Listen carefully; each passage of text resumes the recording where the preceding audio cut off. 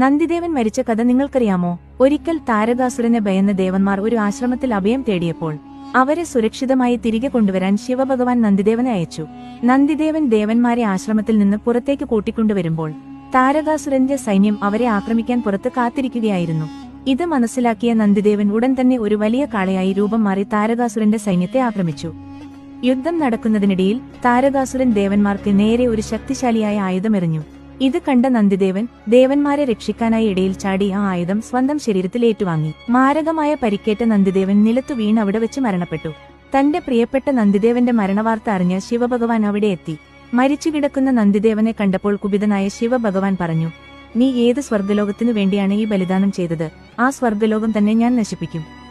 ശിവഭഗവാൻ സ്വർഗ്ഗലോകത്തിനു നേരെ തന്റെ ത്രിശൂലം വീശാൻ തുടങ്ങിയപ്പോൾ ഭയന്നുപോയ ദേവന്മാരും അസുരഗുരുവായ ശുക്രാചാര്യരും ശിവന്റെ കാൽക്കൽ വീണ് താരകാസുരൻ ചെയ്ത തെറ്റിന് മാപ്പ് അപേക്ഷിച്ചു. ശുക്രാചാര്യർ ശിവനിൽ നിന്ന് നേരത്തെ ലഭിച്ചിരുന്ന സഞ്ജീവിനി മന്ത്രം ഉപയോഗിച്ച് നന്ദിദേവനെ ജീവിപ്പിക്കാമെന്ന് വാക്കും നൽകി. ശുക്രാചാര്യരുടെ വാക്കുകേട്ട് ശിവഭഗവാൻ ശാന്തനാകുകയും അങ്ങനെ സഞ്ജീവിനി മന്ത്രത്തിന്റെ ശക്തിയാൽ നന്ദിദേവൻ പുനർജീവിക്കുകയും ചെയ്തു.